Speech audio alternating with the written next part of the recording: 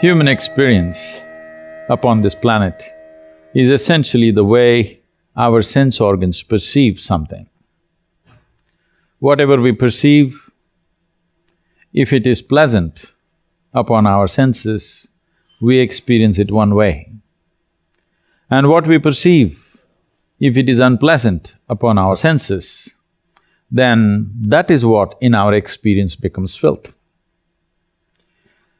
So if our surroundings are not clean, or in other words, if our surroundings are not pleasant upon our senses, the images that we create in our mind, the projections that happen upon our experiencing mechanism or the seat of our experience is unpleasant.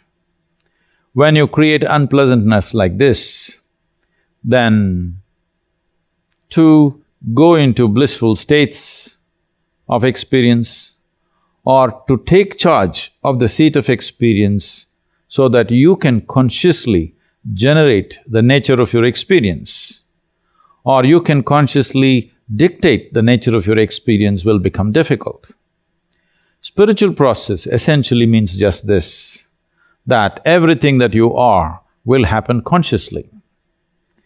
That is, your experience of life is determined by you.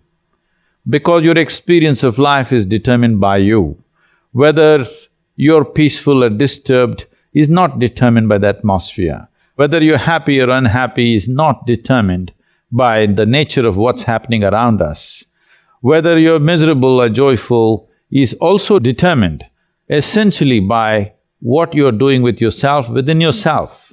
If this has to happen, it is important that our sense organs are not perceiving something as unpleasant. So creating a clean atmosphere is a natural consequence of people turning spiritual. As a part of this, we have done a lot of work. In the yogic culture, shaucha is an important aspect of one's spiritual development, both physiological and the surrounding spaces.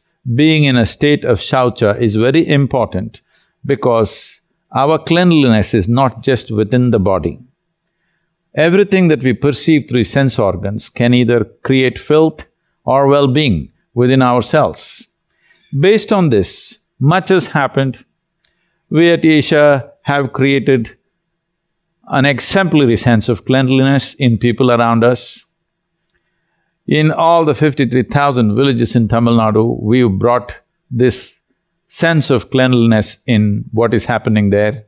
You can see very distinctly that what it may be in other places, if you enter the places or villages where a certain amount of spiritual movements have happened, there is a certain sense of cleanliness, both of the way people are about personal hygiene and public spaces. There is a difference. Still there is a lot to be done, but I feel the biggest lapse is there is no system to deal with the garbage that is generated in any living society. And of course, we have the problem of multiplying population, but this can be dealt with only if there are very strong, non-religious spiritual movements in the country, so that people understand life is about keeping yourself clean. When this idea sinks deep into you, wanting to keep the surroundings clean is a natural consequence of this.